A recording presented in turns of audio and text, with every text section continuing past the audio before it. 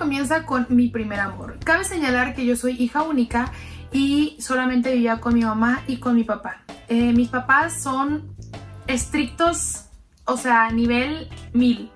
No estrictos, súper estrictos, de verdad. A mí no me dejaban salir. Yo ya iba en la universidad, pero a mí no me dejaban salir.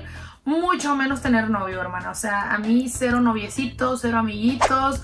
Yo no tenía un celular como el que tú tienes, con el que puedes ver videos, con el que puedes andar en Instagram, en Facebook. No, o sea, yo no podía tener redes sociales. Mis papás me habían comprado un celular de esos que nada más sirven para mandar mensajes y llamar, para que ellos se pudieran comunicar conmigo cuando yo estaba en la escuela. Yo de la escuela me tenía que ir a mi casa, no podía salir a ningún lado. Siempre fueron así. Honestamente, nunca fue como que me dejaran salir. O sea, nunca pude tener amigos, a mí no me dejaban. Yo tenía ese celular y de hecho todas las noches mis papás me revisaban ese celular para ver si tenía mensajes con alguien, con algún chavo. O sea, ¿cómo les explico que era demasiada la frustración que yo sentía de ver cómo mis compañeras, cómo otras amigas sí se relacionaban y yo no podía? Yo nada más tenía una amiga con la que sí me dejaban juntarme y con la que sí me dejaban platicar por celular, por mensajes de texto, y ella es Paola. Bueno, yo honestamente nunca me había fijado en un chico hasta la universidad, porque bueno, nunca me había fijado en eso porque yo sabía que no me iban a dejar tener novio, entonces fue como bueno, pues para qué pongo ojos en alguien. Pero fue hasta la universidad que inevitablemente me llegó el día en el que sí, le puse los ojos al primer chico del que me enamoré.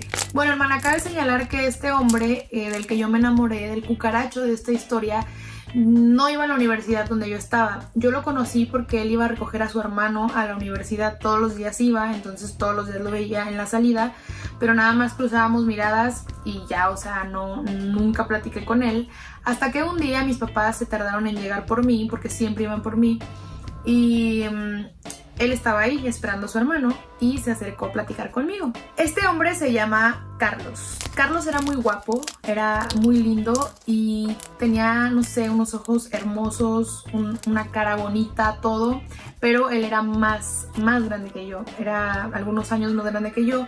Y bueno, se acercó a platicar, se presentó, estuvimos ahí conversando un ratito. Yo estaba muy nerviosa, volteaba cada momento a ver si no llegaban por mí.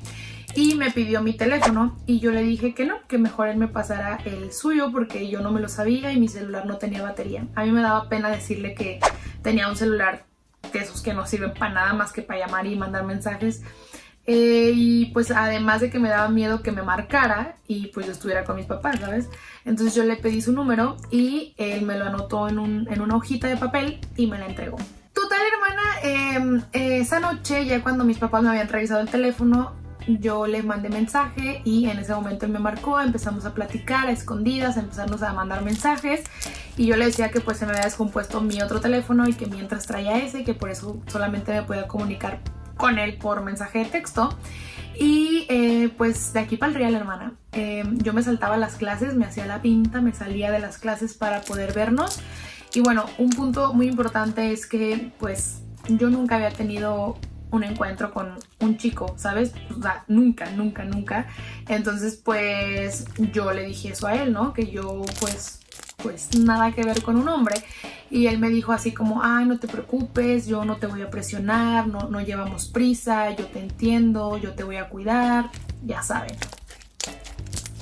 Pero la realidad era otra. Yo en ese momento, como era con el primer chico que yo platicaba, pues mi emoción no me permitía ver sus comentarios pasivo-agresivos, porque me decía como, o sea, según él sí me iba a esperar, pero me hacía comentarios muy directos como, pues yo creo que ya estás grande para eso, ya deberías intentarlo. Ay, pues es que los novios hacen eso, yo no le veo nada de malo que lo hagamos.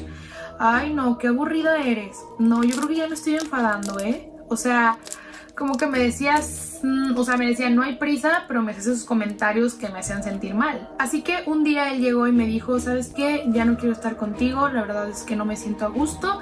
Y yo, hermana, por retenerlo y porque era mi primer amor y porque no quería que se fuera, decidí entregarle todo de mi ser, todo. O sea, dije, ok, bueno, va, lo voy a hacer para que no se vaya. Pero realmente yo no estaba ni segura ni lista, solamente lo hice por retener el amor de una persona.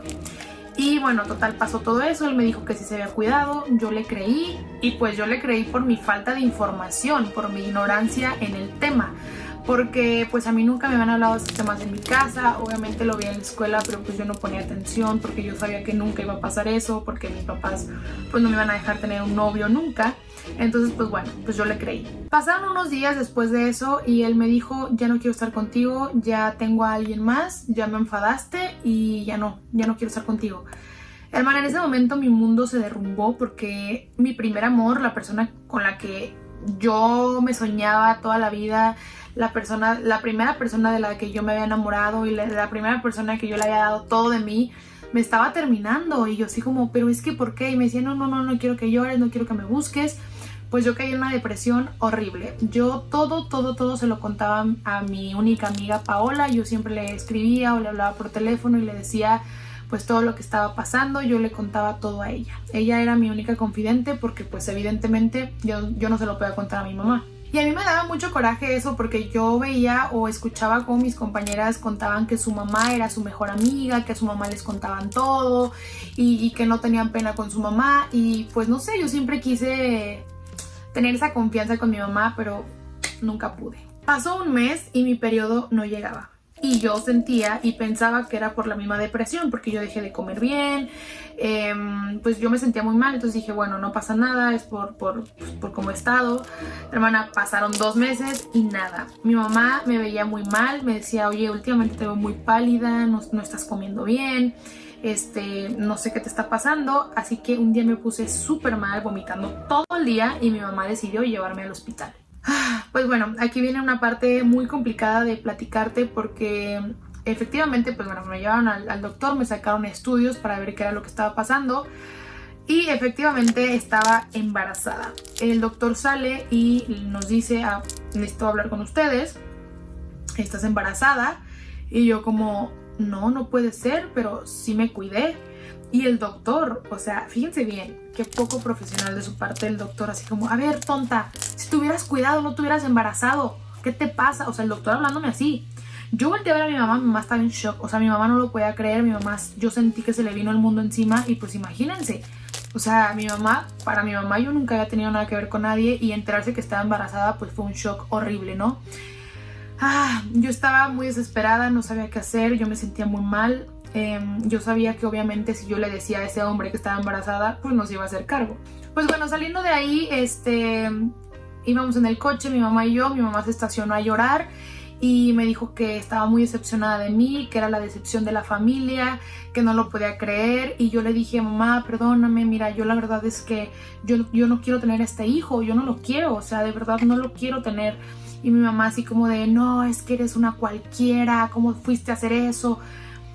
Son palabras que yo creo que me hubiera dolido menos que me golpeara en ese momento a todo lo que me dijo. No les puedo explicar mi corazón cómo se me apachurraba cada vez más que escuchaba cada palabra de mi mamá saliendo de su boca.